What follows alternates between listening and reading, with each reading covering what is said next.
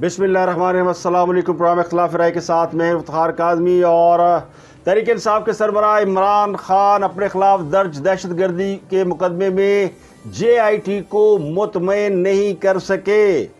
ये मुकदमा जो इंसदादी दहशतगर्दी 1997 की दफ़ा 7 के तहत कायम किया गया, इस मुकदमे में इमरान खान साहब JIT के सामने पेश हुए और उसके बाद इस्लामाबाद पुलिस ने एक बयान जारी किया जिसमें कहा कि इमरान खान को इस मुकदमे में कम से कम 5 साल कैद और ज़्यादा से ज़्यादा उम्र कैद और जुर्माने की सज़ा हो सकती है। हाँ साहब JIT के सामने पेश हुए और ख्याल ये किया जा रहा था कि उनको सिर्फ शामिल तफ्तीश करना है, उनसे चंद सवाल होंगे और उसके बाद अल्लाह खैर सल्लाह। और वो गए भी इसी तमतराक के साथ थे। 20 मिनट तक उनसे तफ्तीश हुई। उस तफ्तीश में क्या सवाल जवाब हुए और उसके बाद फिर ये जो अभी इस्लामाबाद पुलिस की जानिब से बयान सामने आया, इसने पूरी सूरत हाल को खोल के रख दिया। लेकिन सिर्फ खास सब के मुकदमे तक बात महदूद नहीं है। ये कल से एक कार्रवाई जारी है जिसके तहत पहले इस्लामाबाद में सैफुल्ला नियाजी के घर पे छापा मारा गया और उनके घर से अहम मवाद, टेलीफोन और लैपटॉप लिए गए। उसके बाद इतला ये थी कि फवाद चौधरी और मुराद सईद को भी गिरफ्तार कर लिया जाएगा। तो दोनों आज सुबह सुबह इस्लामाबाद हाईकोर्ट पहुंच गए और जाके फरियाद की कि हजूर हमें बचा लें, हमें गवर्नमेंट गिरफ्तार करना चाहती है, हमें हिरासा किया जा रहा है और इतलात ये है कि हमें भी पुलिस किसी वक्त भी गिरफ्तार कर लेगी। तो मुराद सईद और फवाद चौधरी दोनों ने पुलिस की जानिब से मुबैना तौर पर हरासा किए जाने के खिलाफ इस्लामाबाद हाईकोर्ट में दरख्वास्त दे दी। तो फवाद चौधरी और मुराद सईद पुलिस पर यह इल्ज़ाम लगा रहे हैं कि पुलिस उन्हें हरासा कर रही है। अब फवाद चौधरी को कौन हरासा कर सकता है? फवाद चौधरी खुद पूरी कौम को हरासा करने पर चले हैं। जो शख्स जजों को धमकियां दे और ये कहे कि तुम इमरान खान को नाहल करके देखो और इस्लामाबाद से बाहर निकल के जाके देखो और उसके खिलाफ अदालतों में ना तौहीन अदालत का मुकदमा चले, ना तौहीन जज का मुकदमा चले और वो शख्स से कह रहे हैं कि मुझे पुलिस डरा रही है, यानी हद हो गई। तो ये है चोर की दारी में तिनका। उनको खदशा ये है और दरखास्त में ये लिखा गया कि हमारे खिलाफ पाकिस्तान के किसी भी शहर में या जहाँ जहाँ भी मुकदमात हुए हैं उनकी तफसील मंगाई जाए। पुलिस हमारे खिलाफ झूठे केसेस दर्ज कर रही है या झूठे केस दर्ज करने की मनसूबाबंदी की जा रही है और इल्ज़ाम लगाया जा रहा है राना सनाउल्लाह साहब पे। तो इसके ऊपर भी बात करेंगे। एक स्टोरी आपको बताएंगे कि JIT में क्या हुआ और दूसरी फवाद चौधरी और ये स्टोरी। और इसमें जो मुराद सईद की चीखें हैं वो दो किस्म की हैं, एक उनकी क्लासिकल चीखें हैं और एक नीम क्लासिकल चीखें हैं। तो उनकी क्लासिकल चीखें क्या हैं और नीम क्लासिकल चीखें क्या है, इस पर बात करेंगे। राना सनाउल्लाह ने कहा कि वो इंतज़ार करें कि ख़ास हम लॉन्ग मार्च करें तो फिर हम भी जो है वो उनका इस्तकबाल करेंगे। तो यानी ये वही आजा मेरे बालमा तेरा इंतज़ार है। लेकिन एक तरफ ये हो रहा है और दूसरी तरफ खान साहब की एक बहुत देरीना ख्वाहिश भी पूरी कर दी गई है और अक्टूबर में इलेक्शन कराने का फैसला नहीं बल्कि ऐलान कर दिया गया और खान साहब की ख्वाहिश पूरी हो गई। खान साहब कहते हैं अक्टूबर में इलेक्शन करा दें और फिर उन्होंने कहा कि नई हुकूमत भी ले। कल भी उन्होंने कहा था कि वो अगले साल के लिए इलेक्शन उन्हें नामंजूर है, इलेक्शन इसी साल कराए हैं। तो खान साहब इलेक्शन इसी साल हो रहे हैं, अक्टूबर में हो रहे हैं, तैयारी फड़ लो। इसके अलावा जवेद लतीफ़ ने एक प्रेस कॉन्फ्रेंस की। मुस्लिम लीग नून के रहनुमा है और मिनिस्टर हैं और उन्होंने उस प्रेस कॉन्फ्रेंस के अंदर खान साहब की मज़हब के हवाले से की गई बातों को हाईलाइट किया जिस पर उनके खिलाफ तौहीन मज़हब या ये कहा जा रहा है कि उन्होंने मजहबी कार्ड इस्तेमाल किया। तो वो भी इस वक्त क्रिटिसिज्म की जद में है। हालांकि खान साहब ने जो गुज़श्ता कई दिनों में तकारीर की हैं, कोई बात उन पर करता है तो ये मज़हब कार्ड बिल्कुल नहीं है। माजी में मज़हब कार्ड इस्तेमाल होता रहा है, वो इस मामले से बिल्कुल अलग है जो आज हो रहा है।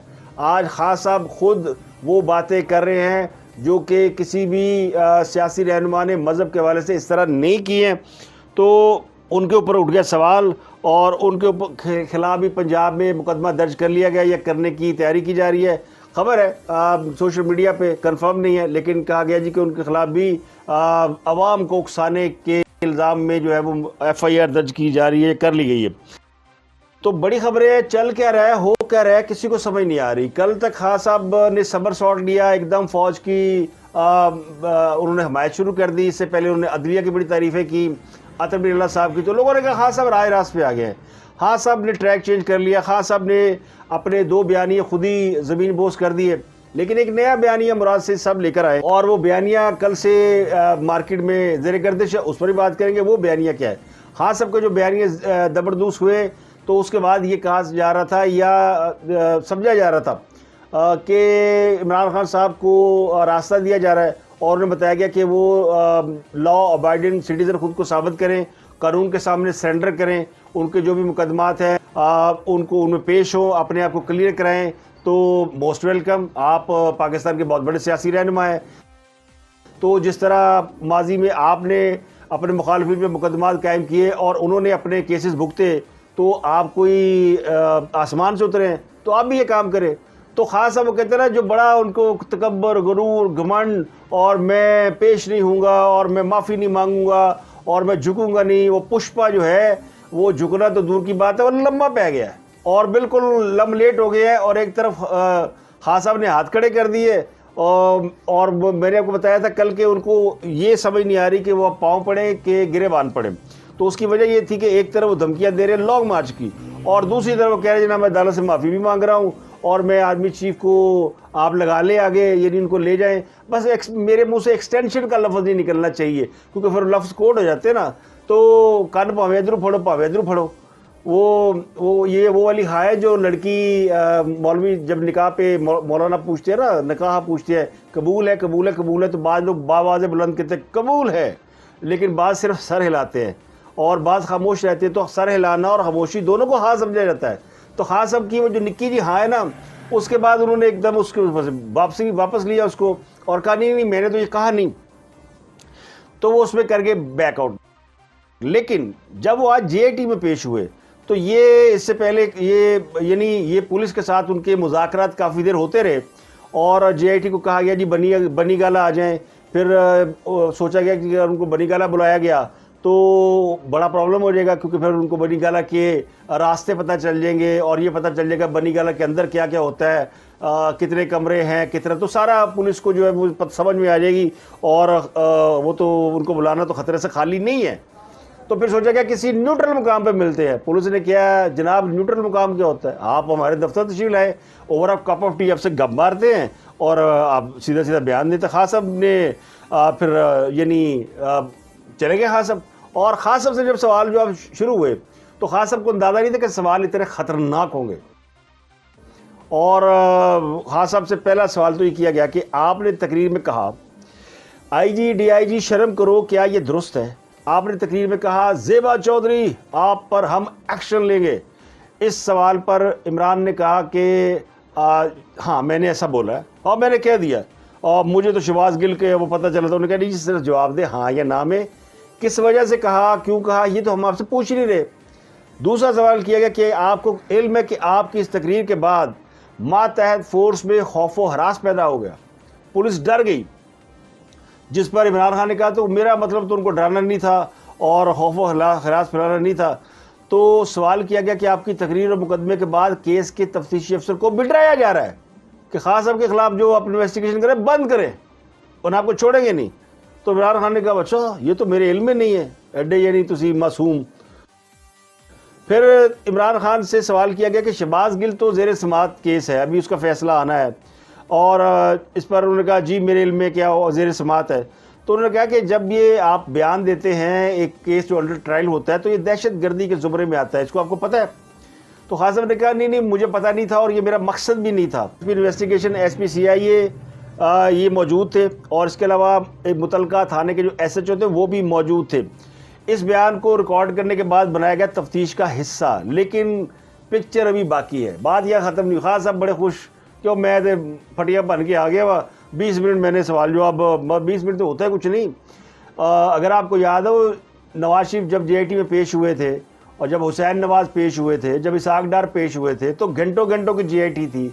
हुसैन नवाज़ तो घंटों बाहर बिठा के रखा गया था और भी बहुत से लोगों को JIT सवाल जवाब करने से पहले घंटों बाहर बिठाती थी, अकेले कई घंटे बाहर बिठाया जाता था, गाड़ी दूर खड़ी करो, कोई बंदा साथ नहीं होता था। खान साहब के साथ पूरा लाहौर लश्कर था, पूरी यानी पलटन आई हुई थी और पूरा उनको प्रोटेक्शन दी हुई थी और इतनी गाड़ियाँ पुलिस की नहीं थी जितनी उनकी प्रोटेक्शन वाली गाड़ियाँ थी।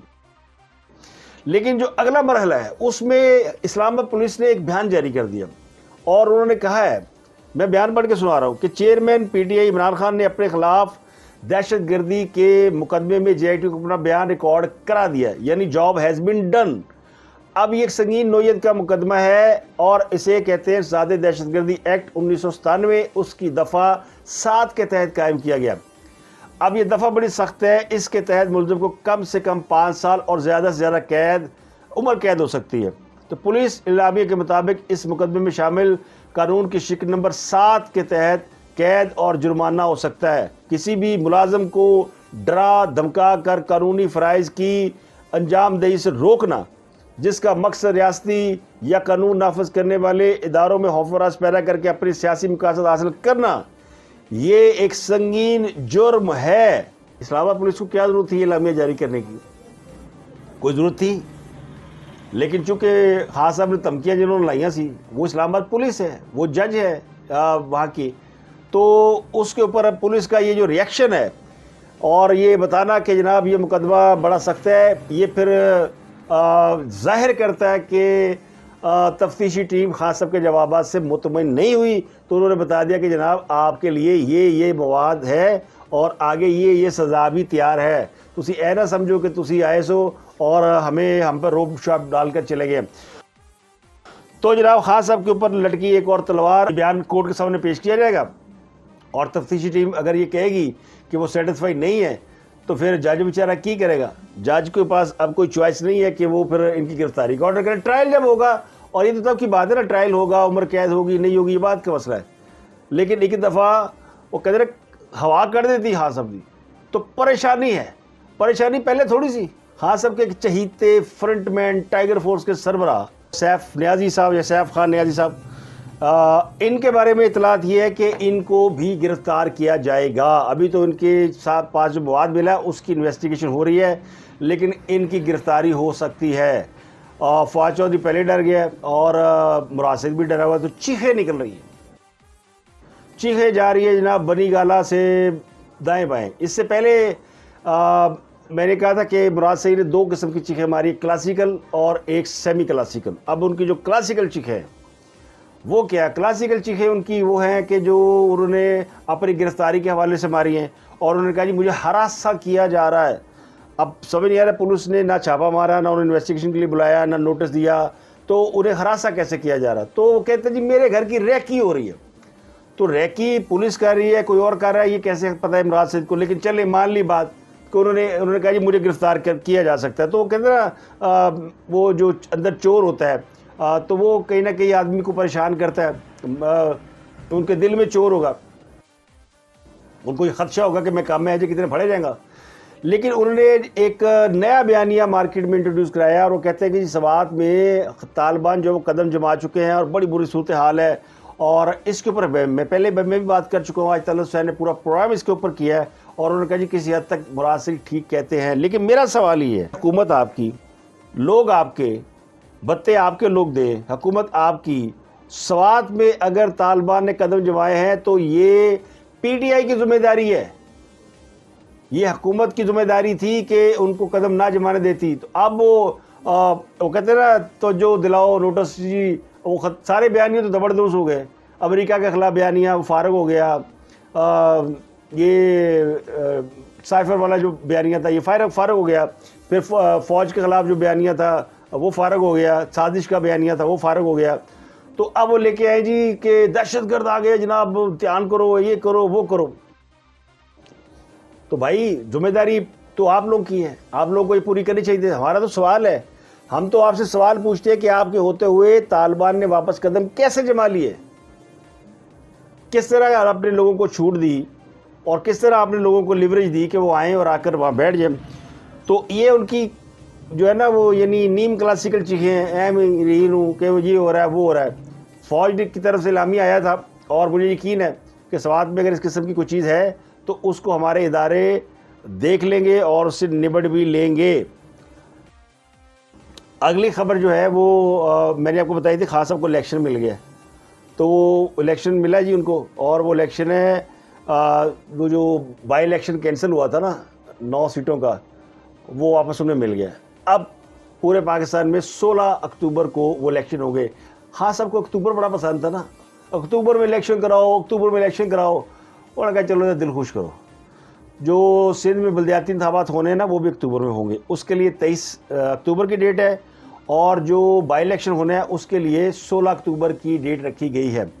इससे पहले NA 157 जो मुल्तान का हलका है उसके लिए कहा गया था कि वो वहाँ पे इलेक्शन हो जाएंगे 9 अक्टूबर को, लेकिन अब वो भी कैंसिल हो गया है और अब एक साथ इलेक्शन होंगे।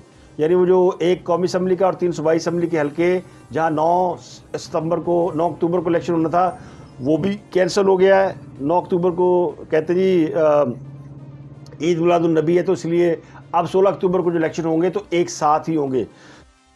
कौमी असम्बली के 9 हलकों में 16 अक्टूबर को पोलिंग होगी। इनमें NA 22 Mardan, NA 24 Charsadda, NA 31 Peshawar, NA 45 Kurram agency, NA 108 Faisalabad, NA 118 Nankana साहब, NA 237 मलीर और NA 239 कोरंगी कराची और NA 157 मुल्तान शामिल है। लो जी, खान साहब ने 9 हलकों पर इलेक्शन लड़ना तो लड़ लो, मैदान खुला, आपको इलेक्शन दे दिया गया है। इसके अलावा 23 अक्टूबर को जो सिंध के इलाके हैं वहाँ पे बलदियाती इलेक्शन होंगे। यानी बलदियाती इलेक्शन का मरहला 2 मरतबा आधे सिंध में वैसे इलेक्शन हो चुके हैं, लेकिन कुछ इलाकों में भी बलदियाती इलेक्शन बाकी था। तो सिंध में हालात की ख़राबी की वजह से, बारिशों की वजह से, मौसम की ख़राबी की वजह से 2 बार ये इलेक्शन कैंसिल हुआ। अब वो इलेक्शन जो है वो दे दिया गया कि जनाब 23 अक्टूबर को सिंध में बलदियाती इलेक्शन होगा। और फिर उससे अगला आज पंजाब में बलदियाती बिल भी मंजूर कर लिया गया है। पंजाब में बलदियाती इंतखाबात होंगे जमाती बुनियादों पर, और इसके लिए मेयर को बराह रास्त वोटों से मुंतखब किया जाएगा और उसकी भी डेट पंजाब हुकूमत देने वाली है। तो इलेक्शन खेड़ो जनाब, वो इलेक्शन जितना खास खुश रहन, छोटे मोटे इलेक्शन, बड़े इलेक्शन बिल्कुल नहीं। तो ये आज की कुछ आम खबरें हैं।